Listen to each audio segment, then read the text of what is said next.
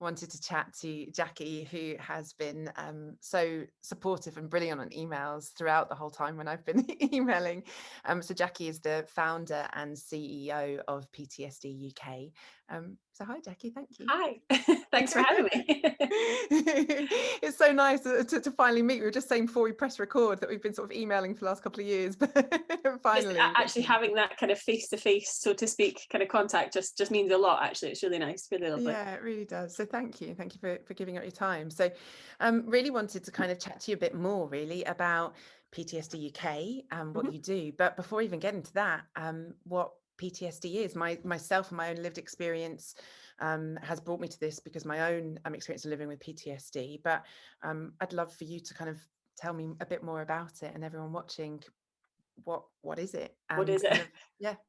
And to be fair, that's in some ways it's a simple question, but in many other ways, because there's so many misconceptions about it, it's also quite a tricky question to answer. But essentially, it's a condition that some people develop after experiencing a trauma. Now, a trauma can be anything that makes you feel helpless, hopeless, or kind of fear for your life or even somebody else's life. So it encompasses a lot of things that people experience in their life. And I think part of the issue with PTSD is that we don't really quite know yet why some people develop the condition after trauma and somebody else might go through exactly the same thing and they don't have any adverse reactions. For many people after a trauma, they would perhaps experience some sort of kind of symptoms. So they might have nightmares, be feeling on edge, a bit tense. But for many people that kind of resolves after a month or so. But if it continues long term and it's having an effect on your life, that's when it's thought that kind of PTSD is considered and thought to be there. So it's a tricky one to diagnose as well. Excuse me. But I think because of the misconceptions and just misinformation that's out there, that's one reason why we are more than happy to speak to you on things like this, to try and get that information across and kind of clear up any of the kind of confusion around the condition. Well, I remember when I found your website and was kind of exploring what PTSD might be and trying to validate my experience, because I certainly felt, and I think this is common, quite a lot of guilt that might be what I was experiencing, because I didn't feel like perhaps my personal trauma was valid enough, or the misconceptions are out there that perhaps if we have heard of something like PTSD, we might associate it with someone perhaps coming back from war, a war veteran, and we may not necessarily then apply it to other traumatic situations, as you were just saying, any trauma. Would you say that's probably one of the biggest misconceptions? 100%. And it's that personal feeling of validity, as you say, you almost don't feel worthy of being diagnosed with that. I mean, certainly myself, as you probably know, I have my own experience with PTSD, and it was exactly the same thing with the diagnosis. I thought, how have I been diagnosed with something like this where I haven't been to war? I haven't seen the things that they've seen, because I had that misconception. That was my understanding of the condition. And I had done a lot of work previously for charities, for military personnel and veterans and stuff. So I felt really kind of strongly towards supporting them. And then suddenly I felt like I was taking something away by saying I had the same condition as them after sexual assault. It just didn't feel valid almost. And as you say, that kind of guilt feeling. But actually it turns out that the guilt and the shame and so many other symptoms are symptoms of PTSD in themselves. It's almost part of the condition. So definitely the biggest misconception is the cause really of PTSD. And I had many people when I said that I had the condition, they would say, oh, I didn't realize you were in the armed forces, or what regiment were you in, and things. And it's that kind of that stark misconception that you then, not only do you have to explain what the condition is, but you then have to try and validate your experience to them while you're in it as well. So it's a tricky one to kind of live through. But I think the main one of the main things that we try to get across with the charity is that any trauma can cause PTSD or complex PTSD. So it might be a road traffic accident, it might be a miscarriage, it could be child abuse, domestic abuse, being involved in a natural disaster, anything, as I said before, anything that makes you feel that kind of helplessness or hopelessness or fear. So it's never something that you can say to somebody else, you should be fine with that, or you just need to get over it. It's not that simple. And as you and I both know, if it were, then we would have got over it if that was possible. Yeah, no, it's interesting you say that, because that's not definitely not an uncommon thing. I'm sure people watching maybe have experienced things like that too, that well-meaning people will say, well, just choose to leave that behind, get over it, and they're really trying to help. But I guess, as you said, if it was that simple, it wasn't. And and that can be quite damaging to people as well. I think that because you can feel like you're failing. Exactly that. And I think another thing of what we try to do as a charity is make people realize that what they're experiencing is normal for somebody with a condition. I just continually felt like I was going mad. I just couldn't, I don't like the phrase, but I just felt like I was going crazy. I just couldn't rationalize why something like being assaulted would give me these symptoms. So physical, mental, emotional symptoms, I just couldn't equate how that was the same. So when somebody else was trying to say to me, it's done, you're safe, it's over with, you should be fine now, and I couldn't live my life, it was really, really impossible to explain to people. Yeah, I'm really interested to hear you say that, because I felt like there was a disconnect from my mind and my body. So I'd experienced perhaps anxiety before, or different things that I think at different times were stuff going on in my mind. Whereas the experience of symptoms of PTSD felt like often my mind wasn't involved, or if it was, it wasn't a part of the mind that I could access. So stuff would happen in my body that I couldn't control, and I couldn't apply any logic, and I couldn't apply some of the perhaps traditional early approaches of some kind of counselling or therapy that I was aware of that might have helped me, because it felt like it bypassed all of that logic going on in there, and something physical was happening. But I guess that leads me back to, we talked about symptoms a little bit, actually talking more about what some of the symptoms are, because I think there's misconceptions about that. If we've seen PTSD perhaps depicted in movies or TV drama, it might be only certain symptoms we see. And I think there's a lot more to it, and there's some symptoms that perhaps often we don't even talk about, perhaps. And I wonder if you could share a little bit more about that.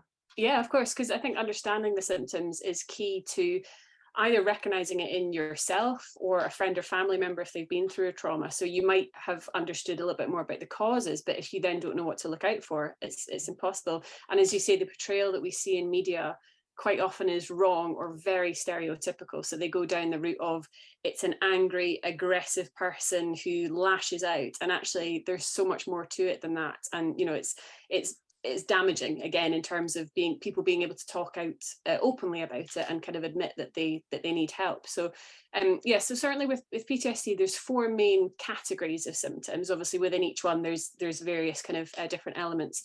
So the first one is re-experiencing symptoms. So with PTSD, one of the main things is flashbacks.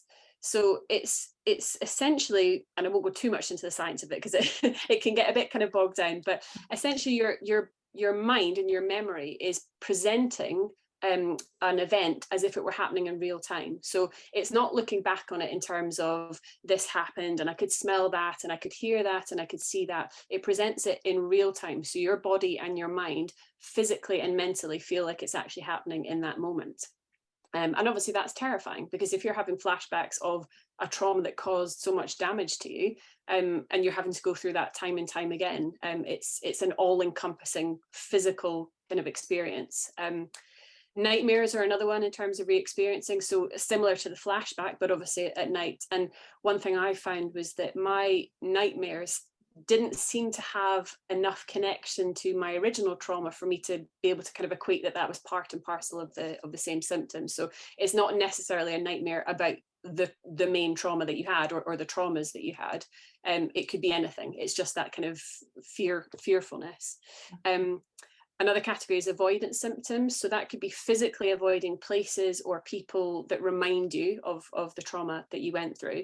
Or it could be things like feeling emotionally numb, or using drink or drugs to try and create that kind of emotional numbness, almost to protect yourself from that. The third one is alertness and kind of reactivity symptoms. So you can kind of go both ways, and many people go, kind of chop and change almost between them. So it could be hypervigilance, so constantly on alert. I know my eyes would dart around the place. I'd be looking for an escape route. Sounds dramatic, but that's what you're looking for. How can I get out of this situation if I need to? So is it a door? Is it a window? Who's around me? Who could come close to me? Kind of things like that. Or it could be the opposite, the hypoarousal. So the much more depressive, lethargic, can't concentrate, can't get out of bed kind of state. So, there's the kind of different levels within that. And the final one is just kind of feeling and mood symptoms generally. So it could just be distorted thought. So like we were saying, the shame, guilt, emotions that you can't control.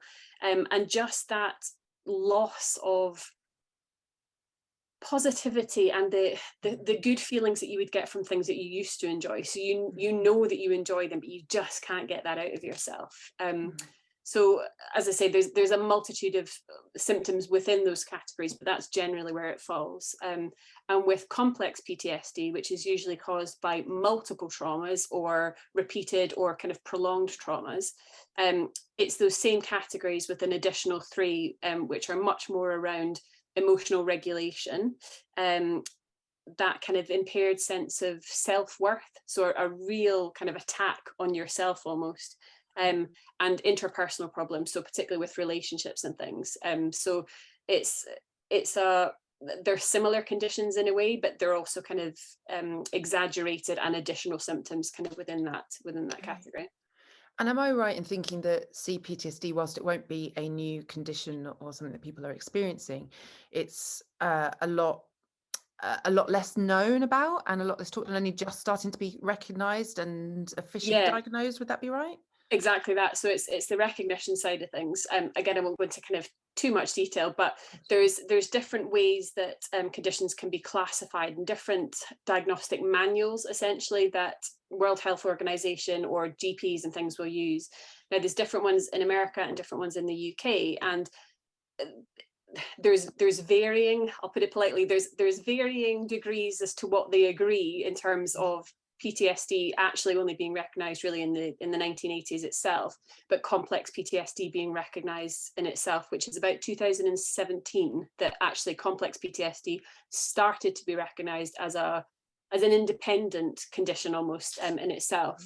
And the importance of that is really people understanding that it needs its own kind of level of care and thought around it as a separate kind of entity. So they're very, very similar generally from a scientific basis, but actually how they affect people can be very different. So they need to be treated quite differently in that sense. And it also seems to me that and we'll talk a bit more, I guess, about accessing help and support and treatment, but talking about, PTSD, C-PTSD, and certain different need to perhaps held differently, treated differently in many ways, as well as there being the crossovers too. But equally, person to person, there will be different things. So the work that I do, which is how we connected through forest bathing, nature connection, which is, I was really excited to find when I looked at PTSD UK's site that forest bathing was mentioned on there as one of the tactics. But I loved the way that it was written in very much that trauma-informed way, where it might help, but it might not. And I think that's a massive part of PTSD, and I guess PTSD too, is that what works for one person may not for another, and really having that choice and I guess control to some extent of making choice of what works and what doesn't work, rather than just thinking, well, if this is the one way to treat it, this is the one way to sort it, then, and if I can't do that, I'm failing again. I wonder if you could elaborate a bit more about that. I've rambled away, but no, and it totally makes sense. And I think that's one of the benefits of me as a PTSD survivor running the charity and founding the charity, in the sense that I know how it feels, and I know that not everything works for the same people. And I think a lot of the feedback that we get, so everything is science-based. It's there's stats and resources and everything to back it up and to ground it, but it comes from that place of experience. So I know that, if I just put something up saying just go for a run, it'll make you feel better, which so many, as you say, well-meaning websites or charities or organizations say, put your headphones on, go for a bath, all these fairly standard things, actually for somebody with PTSD or C-PTSD isn't an option. And I think that personal kind of lived experiences, I know that that's not an option. So the thing and the thing that PTSD takes away from you is that feeling of control, and you can't control how you feel, and you can't control your physical self sometimes in terms of flashbacks and kind of reactions.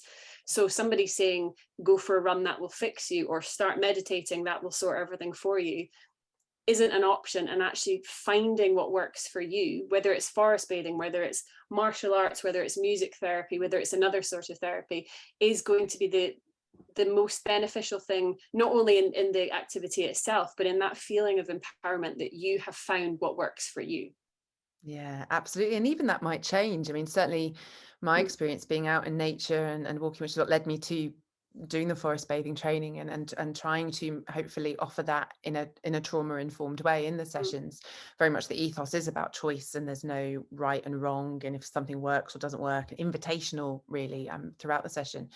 But I certainly experienced through some of the lockdowns, and actually be interesting to talk a bit more about how COVID has perhaps affected PTSD as well. But I found that suddenly sometimes I wasn't comfortable to be on my own in nature anymore. That the place had been my safe space, I suddenly wasn't sure. And for me, that was directly related because my trauma had been a health trauma that had been similar to a COVID experience. So that was Yeah. quite then triggering for me. So suddenly places that may have been a tactic that worked for me before didn't. And that was quite scary as well. And I guess that's knowing again that, as you said, finding the thing that works for you, but also allowing that may shift or change, and kind of allowing that. And I think too, for friends and family, kind of understanding that, that you might be managing and coping for a certain level of time, and then suddenly, the same things that you used to do aren't working for you anymore. And actually, I used to find that with my husband when I was in the kind of depths of PTSD. At times, I needed a hug. I needed to be hugged so tightly, if I was having a panic attack or just a moment where I needed something. And the next second, it might be, I need nobody to touch me. I need to be everyone as far away as possible. I need to be on my own.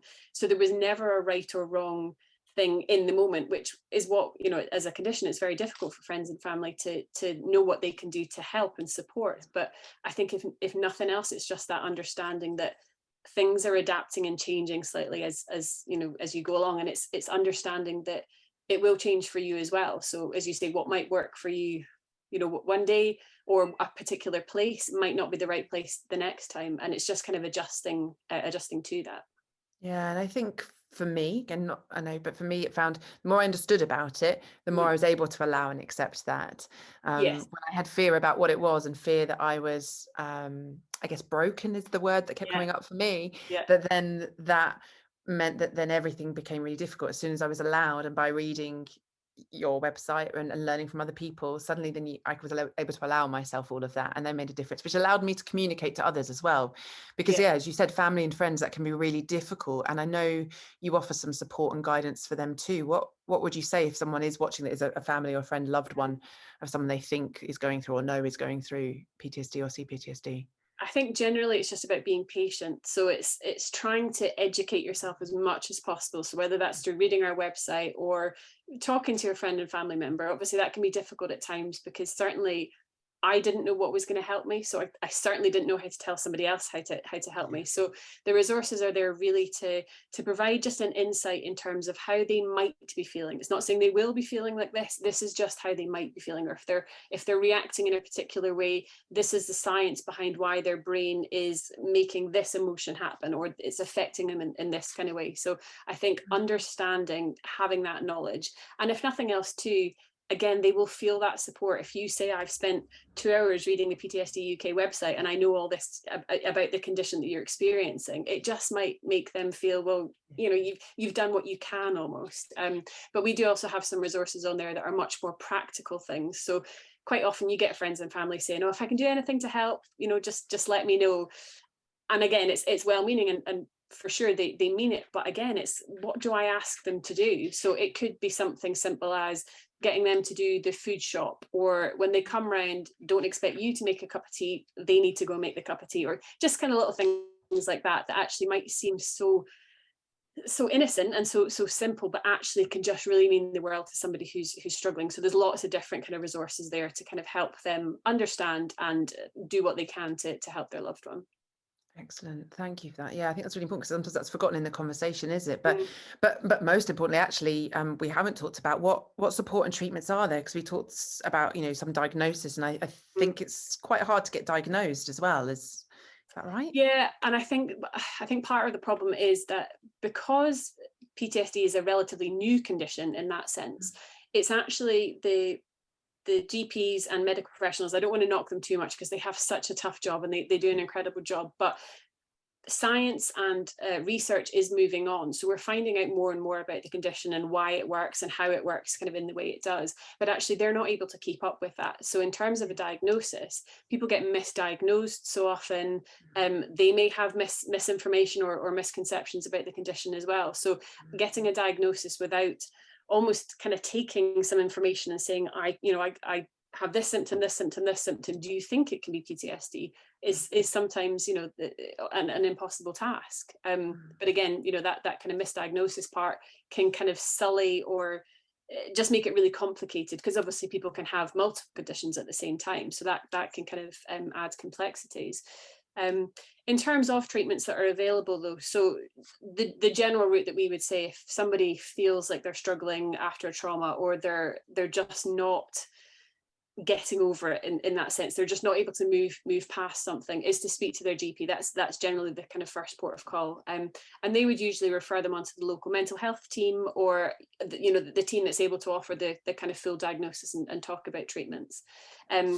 There's two main treatments that generally in the UK excuse me, that you'd be offered, which are kind of approved or recommended, I guess, by NICE, which is the National Institute of Health and Care Excellence. So they recommend CBT, which is cognitive behavioral therapy, and EMDR as the kind of two main treatments. And I can kind of go into both of those in a little bit more. But I think the key thing is to say that they are the two main treatments, they would call it, but there are a whole host of other therapies and activities, and obviously things that we've kind of spoken about already, and we'll talk about a bit more, that can help ease those symptoms in the meantime. Because I think for a lot of people, treatment feels like such a far off kind of place. You know, how can I be fixed, as you say, after being so broken and being in a place that you just can't explain to somebody. You can't ever imagine a way out, or that there's an opportunity for that. So many people need a bit of a kind of toolbox almost of therapies and activities and things to kind of work alongside that treatment, or even prior to treatment, to get them into a place where they're really ready and actually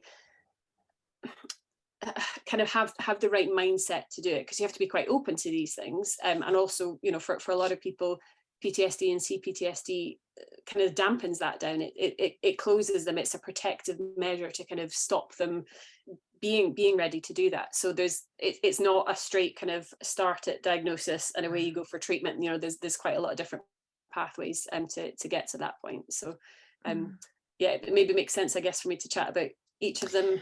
Yeah, if you could, because especially, you know, you hear CBT being talked about quite a lot. Certainly I have experienced that, but EMDR as well, as I'm fortunate to have experienced, but that's talked about quite a lot in this, I think, now realm. And yeah, I think a lot of people still don't know what it is and how it may help some people. And again, you know, mental health or medical professionals, it's quite a new kind of treatment in that sense, certainly EMDR. And actually, it was only a couple of decades ago that PTSD was thought to be an incurable condition. It was, you know, it was thought that it was something you just needed to live with. So that's when I'm saying the kind of the resources, the science, the research and everything is moving at such a fast pace, which is great, because it means that new things are you know, coming online all the time in terms of things that can help. So CBT has been around a little bit longer. So that's essentially, it kind of deals with the here and now of symptoms. So if you're really struggling with that kind of hypervigilance, being constantly on alert, aware, to a scale that's affecting your life, it can work on different theories and kind of tools, I guess, to help you kind of manage that. Or it might be that you're in a more depressive state or kind of emotionally numb state. It's the tools and tips that can help bring you out of that. And there's a variety of different ways that can be done. And that can be massively helpful, again, either as a treatment or almost as a bit of a kind of starter point to then people moving on to EMDR. So it's not an exclusive, you know, one or the other kind of thing. EMDR is a treatment that I had. So that's eye movement desensitization reprocessing. So without, again, going into too much science, it's essentially part of REM in sleep. So the rapid eye movement part of sleep, a lot of people kind of know that the kind of general science of that, but that's essentially the part of sleep where you're resting at night, your body's doing everything it needs to do. And the rapid eye movement is when your memories are being formed, essentially. So everything that happened through the day, and it's not necessarily to do with your eyes, but that's just what your brain does kind of in that moment. So it's forming your memories.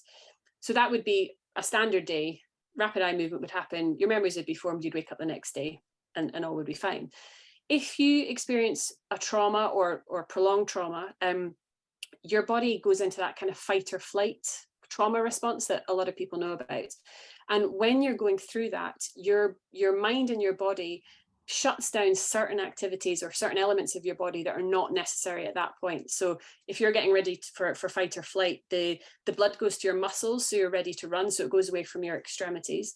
It shuts down things like digestion, reproduction, skin healing, things that are really not important. But memory processing is one of those things that it shuts down, because that's not important at that moment.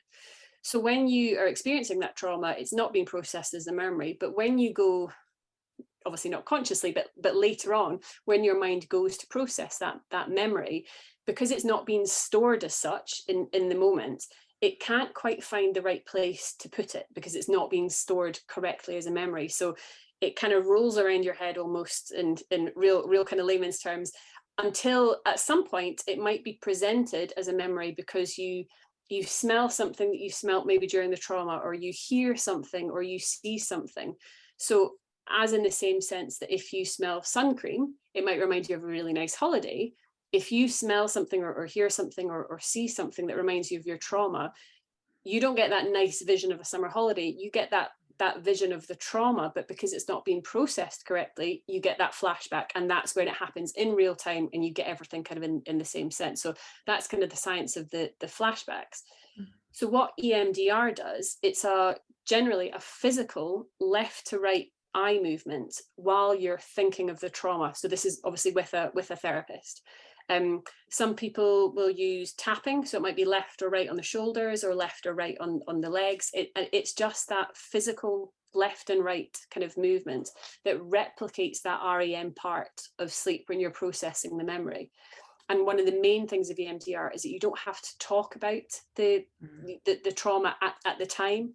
So for me, and obviously all therapists do it slightly differently, but for me, I would have that left to right following a light bar. So literally just kind of a beam of light, thinking about my trauma, which obviously to start with was horrific. And a lot of people have, struggle with that. They know that they're going into a session to talk about it and to think about it, which can be really difficult to kind of get themselves to that stage. But every couple of minutes, the therapist would stop me and she'd ask what I was thinking about. So I would, because I'd already had that moment of thinking about it, it felt a little bit better to kind of verbalize it and talk about it a little bit.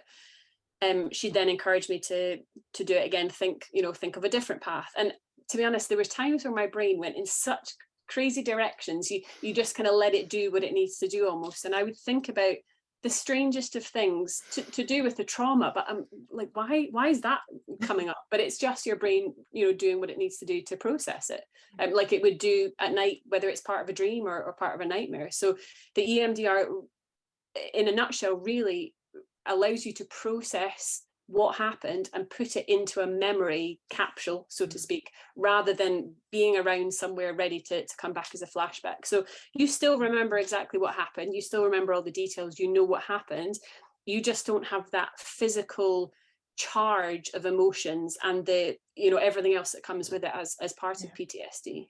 It's an incredible treatment, it really is. I remember my therapist of that. I mean, it took a long time before I was ready to then enter into that. And as you were saying, that can be the case, and to gain perhaps trust. And often with an EMDR therapist, I don't think you actually do necessarily that work for a few sessions until you've gained that trust, that safe space, perhaps. But I remember there were different, as you said, different types, and depending on which part of perhaps the trauma or the memory or whatever may or may not be worked on.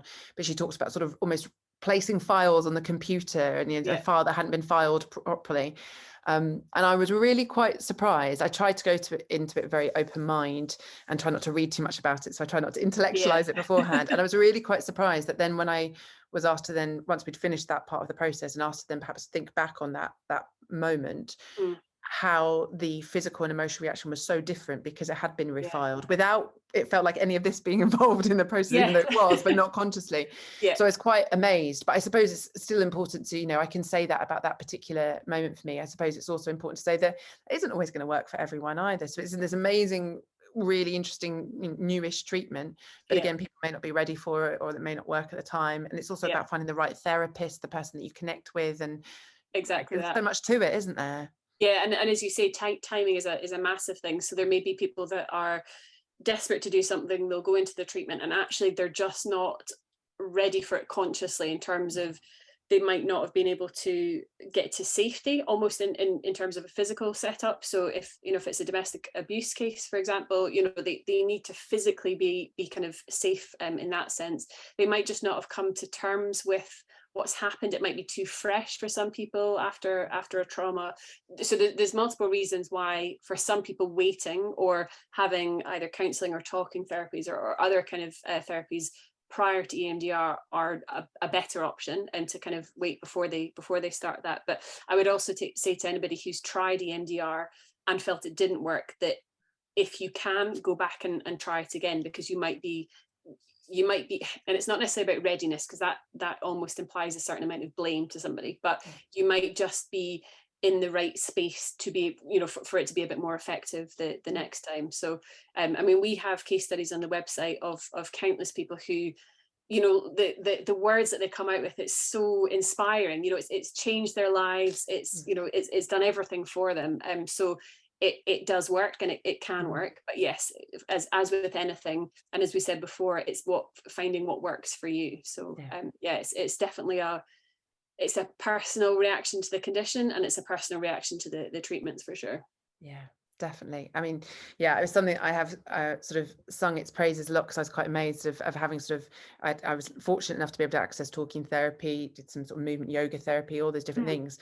But a couple of years down the line, found the EMDR and was suddenly like, oh, but I maybe needed that story, that path to get to that point, to have that moment, perhaps. So but yeah, I suppose we mentioned that there's lots of other perhaps activities, therapies, resources out there as well. And depending on what works for you, you've got a list on your website of different suggestions, I think, haven't you? Yeah, so on the website, we've got a page that's essentially got a list of all sorts of activities and therapies that can help either manage the symptoms or really try to help people understand themselves and therefore the connection with the condition that bit better. So from anything like martial arts therapy, surfing, horse, equine therapy, to meditation, yoga, running, journaling, as well as more kind of therapeutic activities, and things like acupuncture. So there's a whole realm of things, and really what it comes down to is expanding what we like to call the window of tolerance. So with PTSD and complex PTSD,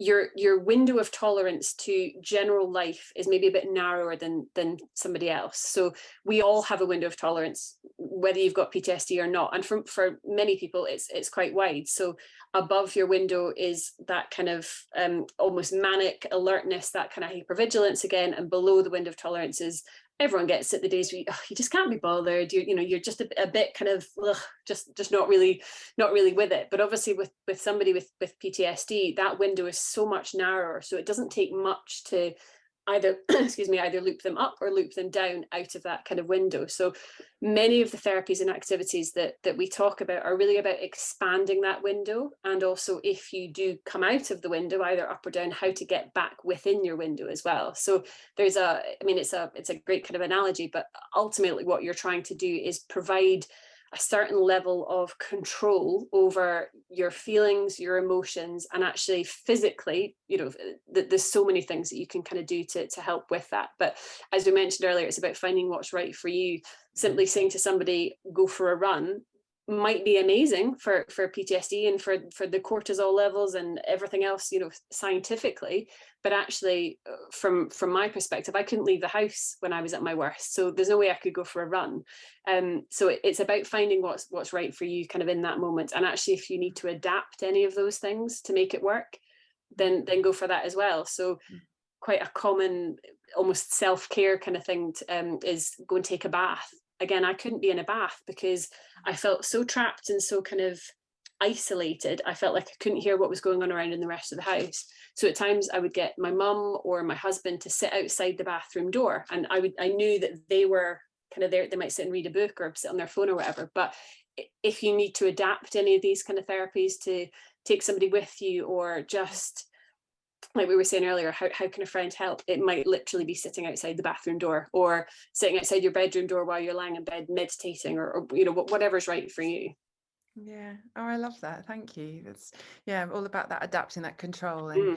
And when we feel like we have that freer choice and control, I think that's when we then may occasionally dare to step that little bit further, as you said, to push that window of tolerance. Sure. But when we don't, then that window of tolerance just closes even tighter, I think, otherwise. So I mentioned a little bit earlier about lockdowns and COVID times. I know that has affected potentially PTSD, C-PTSD diagnosis, particularly perhaps people directly involved. And I know you've got a little bit on your website about it. I wonder if you could talk a little bit more about that and what that means. Yeah, I mean, I think in so many kind of areas of either people who have been traumatized by their experiences during the pandemic. So whether it's a loved one dying, whether it's them being intubated themselves in hospital or being in intensive care, to the medical professionals looking after them, either with COVID or just, you know, the general, that kind of having to wear PPE and everything else, you know, kind of around that,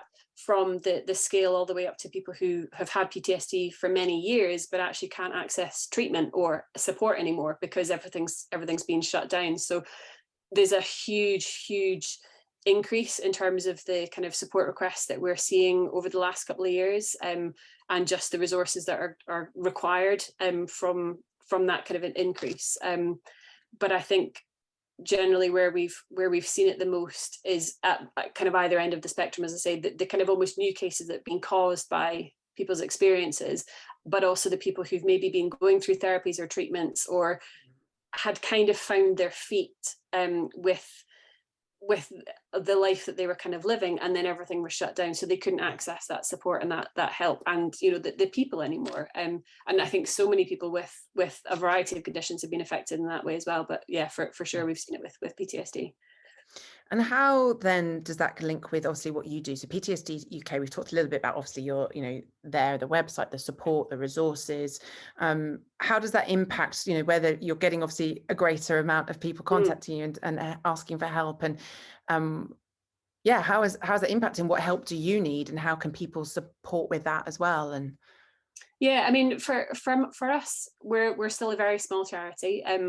We will grow and grow because it's needed. I think is the kind of case really that it is. But in order for us to grow, we need that support from people. So whether that's people simply raising awareness to others that we exist, whether it's people within their workspaces and their kind of employment, that they can reach out to high risk communities, you know, people who are at high risk of developing the condition, or whether it's people doing fundraisers, you know, running marathons, doing bake sales, kind of things like that, to raise sponsorship for us. So there's a variety of ways to get involved, that, you know, from a small level to, you know, a big input level, to volunteering to help support our website, or, you know, kind of things like that. And actually our website is a really important tool for us, because that's really where we house the majority of our resources and information. And actually, for me, I always felt that the most important thing with PTSD is knowledge. It's an overused phrase, but knowledge is power when it comes to the condition. Because I think if you understand that how you feel and how you're reacting and what you're thinking and physical things that are happening are expected, or as I say, normal, kind of with a condition, it can just make you feel a bit less alone and a bit less isolated. And that's really why I started the charity, because when I was searching online for help and support, and I just wanted somebody or something that I could read that said, that's how I feel, that's what it is, for my own personal benefit, but also for my friends and family to read, you know, so I could say, this is how, you know, it's not just me, I'm not mad, you know, it's okay. That just didn't exist. And if it did exist, like we spoke earlier, it was aimed towards generally military personnel or veterans. So again, that kind of feeling of guilt and shame kind of came up. So we're there really to provide that information, the resources, that community, I guess, that you're not alone in how you feel. There are other people that are going through it. And for many people, that's not consolation, that's not solace, because you don't want to know that other people are, you know, feeling as awful as you are. But if nothing else, it kind of helps you feel that if someone else has felt like that, they've received treatment and they're in a much better place, or actually they're managing okay, or they've found a particular technique that works for them, or anything like that. That's really what we can do to help empower people and inspire that resilience, I guess, to the condition. Kind of take control of it, take hold of it, and do what you need to do at a time and a time scale that's right for you as well. It's not about pushing people to treatment. It's about getting them to be in the right place for a sustained recovery as well at the end of the day. Definitely. And I have to say, it's exactly what the website did for me.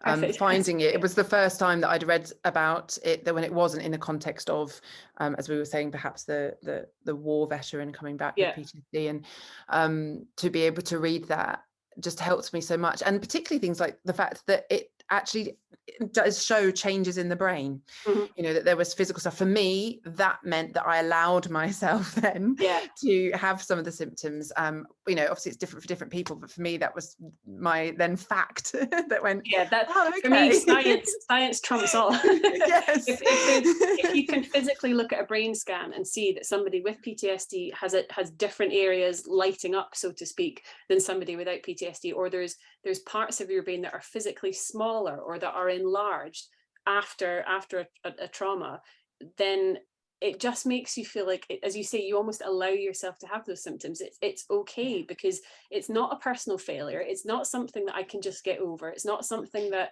no matter how much my friends and family tell me you're fine, it's okay. It's not, and it's actually nothing that I can control, and everything is okay for me to feel like this, but there's also things that can be done to help those changes. That's the other part, isn't it? Because equally, our sort of the neuroscience shows that actually with some treatments and at the right time, that can change, that it isn't necessarily incurable, that there are changes that can be made back to what it can be as well, which is equally exciting. And I think allowing that permission and that space at your own time to perhaps find that as well. And I guess that's probably the biggest message really that I hopefully would like to sort of communicate here. And I try and share a bit of my story. I'm always self-conscious when I talk about it or bring it up, because my main thing is about forest bathing, but I got here through this was the story. And I think if I can share appropriately, if that's just even one person listens, that perhaps then might either not feel so alone, or might resonate, or might then come and look up your website, then that's making a difference, and making some more meaning to my own experience as well, potentially. And I wonder, I suppose, that potentially that there might be different reasons as well on your own journey, as you said, because there wasn't any resources for you. Yeah, exactly that. But I think actually that kind of feeling, almost coming full circle of coming out of it, and then feeling like, if I can do something to support other people, it wasn't something that I just felt I could walk away from.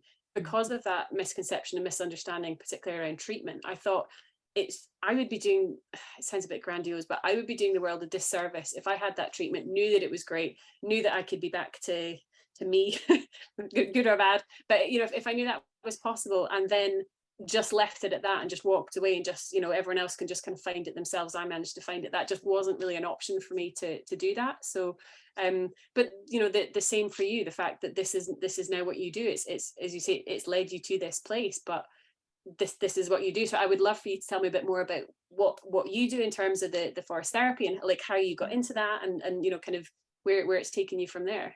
Yeah. Oh, thank you. Well, yeah, I mean, I've always enjoyed being out in nature, and I did quite a lot of traveling, and had sort of lived in some amazing places, been very fortunate. I sort of worked and traveled around, and had last been up in the mountains of Wales.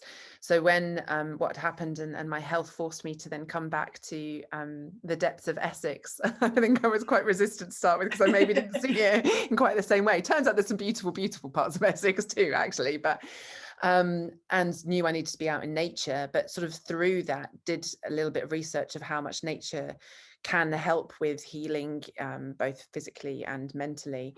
And certainly I was quite fortunate when I was in the hospital. My view was of these beautiful hills and mountains. There was the benefit of being in Wales and beautiful from the window, which again, there's been lots of research and science that has shown that's really helped people with their recovery as well. So that sort of sparked it. And as I discovered that what I was potentially doing actually had a name, forest bathing, or the Japanese Shinrin-yoku, a relatively new practice, or coined a practice since the 80s out in Japan, and sort of spread around the world. but of course it can then sound quite sort of woo woo and out there in a way, or any of the other things that, you know, my friends Yeah. would be tree hugger Yeah. or, but when I actually went and experienced a session, I realized what it was this really quite simple and accessible form of just being in for me, a safe space. Of course, for some people, being in nature would be the opposite of that. And it's, again, important to acknowledge that. But for me, it was full of this choice, really simple choice of different meditations or mindfulness activities. In the past, I had enjoyed meditation and quite regularly gone to things like that. But the thought now of suddenly me being in a room, sat cross-legged, trying to meditate and breathe, which for Yes. me was quite a trigger. I couldn't think of anything worse. There's no way I could have coped with that. Suddenly being out in nature, where I was asked to explore what I could see, what I could smell, and really take my time, longer than going, I've smelled a flower. Yeah. Actually taking real time to it. And it kind of, for me, took me then out of my brain and in some ways out of my body back into that rest and digest, calmer state, and the kind of allowing things to perhaps settle and process without necessarily forcing anything. Yeah. So I guess that's what sort of set me on the journey. So I ended up training and then started to lead the sessions. And it was all very accidental, sort of flowed very nicely because I happened to be in the right place, the right time, working for the Wildlife Trust that gave me the opportunity.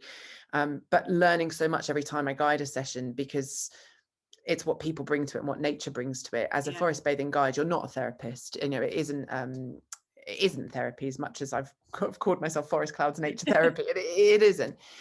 The guide is simply there to know the route, keep an eye on the time, and give various invitations. And very much the ethos of forest bathing is about it being invitational. There's no rights or wrongs, there's no should, there's no particular goal or thing to achieve. And even emphasizing that people will feel different things at different times, and that's okay. And even if they come to different sessions, they may discover different things along the way. And each invitation, if it doesn't resonate, so if inviting someone to, you know, explore smells, someone else might just want to go and sit under a tree for a bit, and really emphasizing that choice. And realizing, as I learnt more, and I've done more sort of mental health studies now, training to be a counsellor, how actually that's quite a trauma-informed approach of allowing that space and that choice and that freedom, but within some safe confines, within the fact that there's someone keeping an eye out for you. And it seems to then create quite a lovely space for people to explore things and think different things may or may not come up. But again, in a lovely sort of community way where people share, but they don't have to share. People don't have to say anything full. And so I think as I've carried on, I think my sessions have gone more and more on that tone because of my own, you know, as we were saying, my own lived experience, that informs it, and the more that I've learnt about it.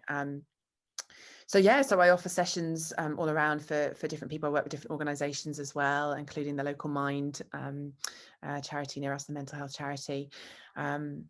And of course, I suppose this is the perfect time to plug the fundraisers for PTSD UK. So I have an online event, and I've never done an online forest bathing before, and I didn't really feel that's quite right, but I wanted to do sort of an online taster, because I think some people may well not be sure whether they would want to come to a forest bathing session, be unsure what it was, but perhaps accessing online, just having a bit of a chat. So I'll be doing that on Tuesday, the 13th of September, 6:00. And we'll just have a bit of a chat, an intro, could do a Q&A. We'll lead one or two sort of different exercises that can be done in your house. If you happen to have a plant or something, then that could work, or in the garden, or if someone wanted to take their phone or whatever out to a green space, wherever they felt comfortable. But I wanted to do that so it was really accessible. And then that might allow someone to then perhaps move forward and book a session, not just for me, but any forest bathing person near them, because there's people all around the UK and elsewhere doing it. And then I've also got an in-person session on Saturday, the 8th of October in Leigh-on-Sea. And that's just a taster. So often you'll see sessions that took 2-3 hours. And again, that could be quite daunting. Most people say when they come and do it, that actually then time becomes sort of irrelevant. And but to book onto that can be potentially quite scary and daunting. So I'm just going to do an 1.5-hour taster in Leigh-on-Sea, and then people can just get a bit more of a feel of it if they want to. But both of those are fundraisings. 100% of any of the donations are going to PTSD UK, and it is a pay what you can basis as well. So people can come whatever works for them or not. But and I'll put all the info probably under wherever I post this video and on my website and everything as well. But excited to be able to do that and just link that up, considering that yeah, when I'd found your website, was so excited, and it helped me so much anyway. But then also finding that you were talking about forest bathing on there, I was Exactly. like, It's, as you say, it all goes full circle. But I think yeah. too, it's about having that kind of, as you say, the accessibility for people to try these things. We've spoken so much throughout this chat about what's right for individuals and how, you know, how different people will react to different things in different ways. And actually it's kind of a metaphor for the whole condition for PTSD in itself, but actually just letting them try that and see if it's the right thing for them, whether that's starting with the online one or the in-person one. I think it's an amazing thing, and we're incredibly grateful for your support, because it just means that not only are people actively from wherever they are in the country getting to try that online session, it might be the right thing for them, and actually the raising awareness that you're doing around it as well is just incredible. So yeah, we're really grateful. Before we say goodbye, and just where can people find you? How can they contact you? And anything else that you feel that you want to sort of get in there? Thank you. So yeah, our website is ptsduk.org. We're also on Facebook and Instagram, which are linked from the website.